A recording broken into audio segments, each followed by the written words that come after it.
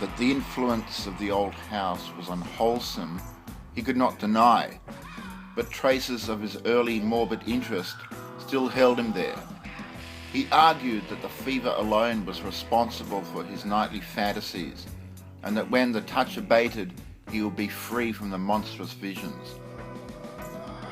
Those visions, however, were of abhorrent vividness and convincingness, and whenever he awakened, he retained a vague sense of having undergone much more than he remembered.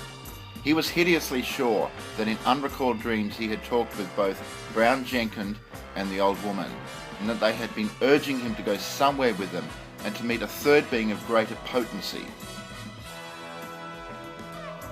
Toward the end of March, he began to pick up in his mathematics, though other studies bothered him increasingly.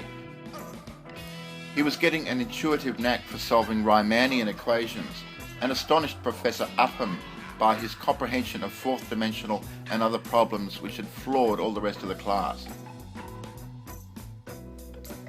One afternoon there was a discussion of possible freakish curvatures in space and of theoretical points of approach or even contact between our part of the cosmos and various other regions as distant as the farthest stars of the trans-galactic gulfs themselves, or even as fabulously remote as the tentatively conceivable cosmic units beyond the whole Einsteinian space-time continuum. Gilman's handling of this theme filled everyone with admiration, even though some of his hypothetical illustrations caused an increase in the always plentiful gossip about his nervous and solitary eccentricity. What made the students shake their heads was his sober theory that a man might, given mathematical knowledge, admittedly beyond all likelihood of human acquirement, step deliberately from the earth to any other celestial body which might lie at any of an infinity of specific points in the cosmic pattern. Such a step, he said, would require only two stages. First, a passage out of the three-dimensional sphere we know, and second, a passage back to the three-dimensional sphere at another point, perhaps one of infinite remoteness.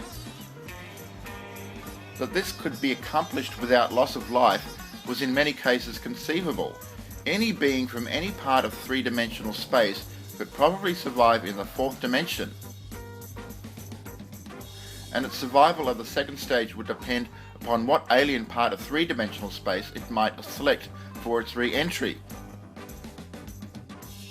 Denizens of some planets might be able to live on certain others, even planets belonging to other galaxies, or to similar dimensional phases of other space-time continua, though of course there must be vast numbers of mutually uninhabitable, even though mathematically juxtaposed bodies or zones of space. It was also possible that the inhabitants of a given dimensional realm could survive entry to many unknown and incomprehensible realms of additional or indefinitely multiplied dimensions, be they within or outside the given space-time continuum, and that the converse would be likewise true. This was a matter for speculation, though one could be fairly certain that the type of mutation involved in a passage from any given dimensional plane to the next higher plane would not be destructive of biological integrity as we understand it. Gilman could not be very clear about his reasons for this last assumption, but his haziness here was more than overbalanced by his clearness on other complex points.